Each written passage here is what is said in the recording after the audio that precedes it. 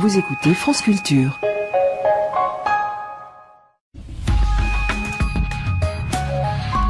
Et c'est le journal de ce mercredi 5 janvier 2011 avec Aurélie Kiefer. Bonjour Aurélie. Bonjour Marc, bonjour à tous. Aux manifestations contre le chômage, le pouvoir tunisien répond par la répression. De nouveaux affrontements ont opposé hier jeunes et policiers.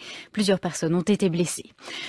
Manifestations et répression se poursuivent en Tunisie. Depuis 2 semaines, la population descend dans les rues pour protester contre le chômage et la cherté de la vie.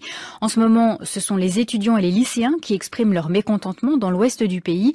Et le pouvoir répond en envoyant la police. Hier, plusieurs personnes ont été blessées lors de manifestations à Tala et il y a eu de nombreuses interpellations. Le malaise social en Tunisie, la famille du jeune homme qui s'était immolé par le feu le mois dernier annonce ce matin son décès. Son acte était devenu un symbole de la contestation, notamment chez les jeunes. Une journée de mobilisation est prévue demain. On fera le point avec Nadine Epstein et nous entendrons l'analyse de Selim Ben Hassen, dirigeant du mouvement citoyen Birsa. Le mois dernier, donc, devant un bâtiment officiel de la localité de Sidi Bouzid, dans le centre de la Tunisie, un jeune marchand de fruits et légumes s'était immolé par le feu parce que la police lui avait confisqué son chariot de primeur, un acte qui était devenu un symbole et qui reste un symbole de cette contestation sociale, notamment chez les jeunes, et qui a donné donc le départ d'importants troubles sociaux dans la région. Ce matin, Nadine Epstein, la famille du jeune homme, annonce donc qu'il est mort des suites de ses blessures. Oui, c'est à partir de l'histoire de ce jeune chômeur de 26 ans qui avait essayé d'avoir un travail précaire de marchand ambulant. C'est à partir de là que la contestation a gagné toute la Tunisie. La population et les jeunes ont manifesté leur ras-le-bol de la politique menée par Ben Ali depuis 23 ans, d'être maltraité, d'être atteint dans sa dignité. Tout cela sous fond d'appauvrissement, de chômage, de paupérisation des classes moyennes, bref, des frustrations sociales aggravées par un État policier. Pour la première fois, c'est la rue tunisienne qui a crié son dégoût du pouvoir, le traitant de voleur et de mafia, reprenant ainsi à son compte les révélations de Wikileaks largement diffusées par la télévision Al Jazeera, informations selon lesquelles l'ambassade américaine a qualifié le pouvoir tunisien de dégénéré, de corrompu et d'un président vieillissant. Face aux manifestations, la police a d'abord fait usage de matraques, puis la répression a été de plus en plus violente, tirs à balles réelles, provoquant plusieurs morts et de nombreux blessés, et le couvre-feu a été décrété. La veille du jour de l'an, ce sont les avocats qui avaient décidé d'apporter leur soutien aux manifestants. Là aussi, les forces de l'ordre sont intervenues de façon musclée. Les autorités tunisiennes gèrent donc cette contestation non pas de manière politique mais sécuritaire. Et demain, les avocats observeront une grève générale, tout comme les syndicats, et les étudiants organiseront une journée de solidarité avec les jeunes arrêtés et qui doivent être jugés jeudi. Nadine Epstein, merci. Bonjour Selim Ben Hassen. Bonjour.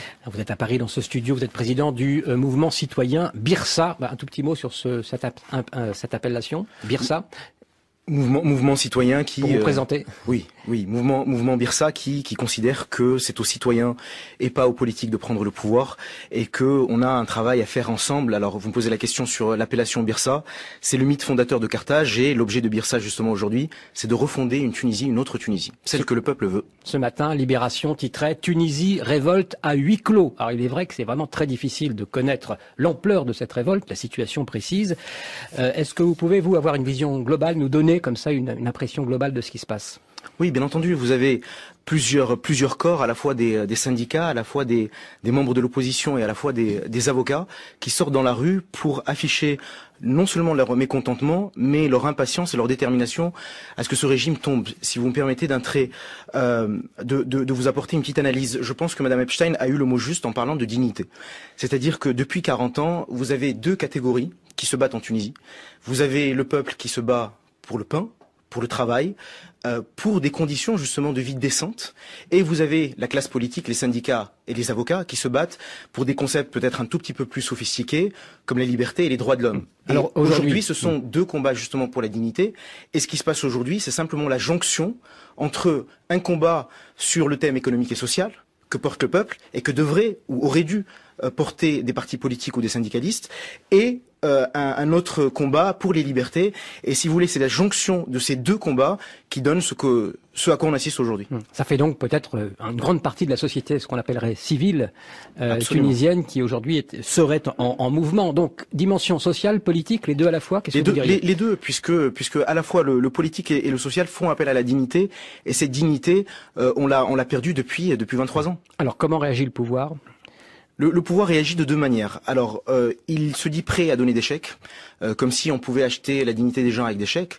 C'est pas la question en Tunisie n'est pas une question d'argent.